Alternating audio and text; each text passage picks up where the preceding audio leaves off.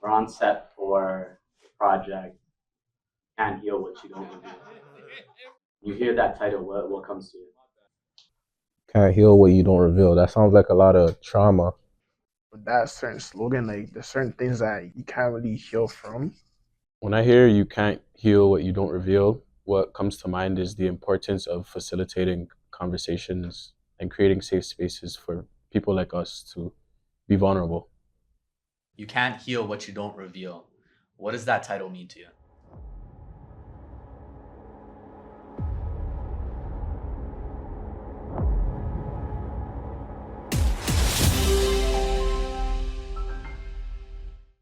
How's your relationship to the Jane and Finch community?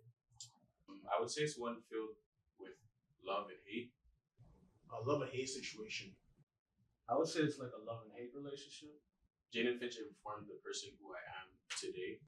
There are things and people and moments I've had in this community that I'll cherish forever. But then there was like a lot of things that I went through that was traumatic that taught me how to cope with it. My name is Shemar. I'm 23 years old and I grew up in the Jane Finch community. What experiences or challenges shaped you early on? I would say the sudden loss of people who I shared a lot of space and time with just growing up. Can you share how you first came into contact with the justice system?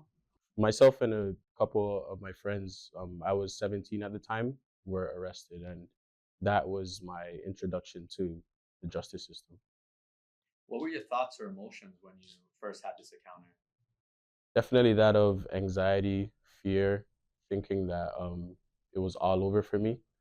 And in a respect, it was all over for me, but not in the manner that I thought. So it was the end of a chapter, but the beginning of a new and better one.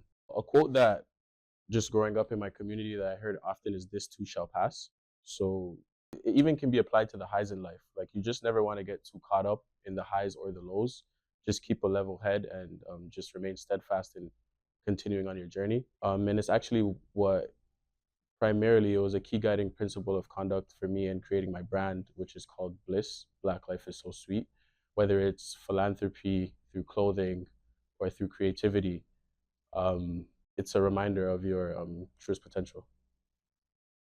My name is OseiNuako. I'm an artist from Jane and Finch, based in Toronto. Can you share how you first came in contact with the justice system? I remember one time, like in high school, like I was in school one time, and then my house got raided. Like apparently, my house got raided. They told me that I had to go to the office, and I got arrested at school because like it's like a false identification, and then meaning that when that happened, like my house got raided because they thought that I did something, but I didn't do it. Can you say more about like what you're trying to express with your art? Like what do you hope people take from it? I hope that people really can be free, whereas like the world is yours to create, no matter what you do.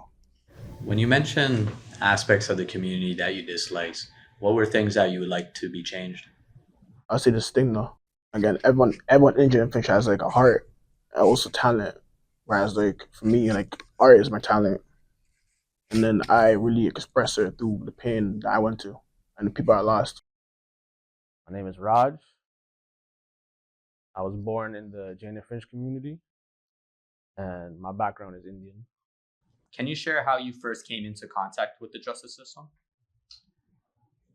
I first came in contact with the justice system when we had a men's group in high school that took us to a courthouse, and we got to sit in the courtroom and watch cases as they go out through the day. I got to see all of that. What were your thoughts or emotions during your first encounter with the justice system? It was a brand new experience to me. I felt a lot of emotions that didn't make sense. I couldn't define the feelings I was having. What are some of the things you lost or missed out on because of your involvement with the justice system? I lost the privilege to travel. I'm not allowed to be in America for about 10 years. So I lost that right. Not being able to apply to certain jobs, like whether it's with the government or other unions, because they don't want people with records in their organization. What was your support system like before entering the justice system? it wasn't strong. The group of friends I was around was not the most considerate for my best interests. During the process of being in the system, I started to build more rapport and make it stronger to get through easier. I go by Lil Six. I'm a rapper slash actor, also slash entrepreneur, and I grew up in Jane and Finch. Can you share how you first came into contact with the justice system? I was 19, I think, and I got arrested for possession of a firearm. So I was like wrongfully arrested. I was just arrested amongst a group of people for like they said it was weed. Till this day, we still haven't seen the weed. That's now legal, by the way. I went to jail. Maplehurst Correctional. Thought I was proven innocent, and then it molded me for the better, I'll say, because I had that sense in me where it was like, this might sound crazy, but like that was an experience. It really helped me, and I realized I had to go through that. 3, 2, 1. Hold on. You got the action, bro. My name is Asante, for those who don't know.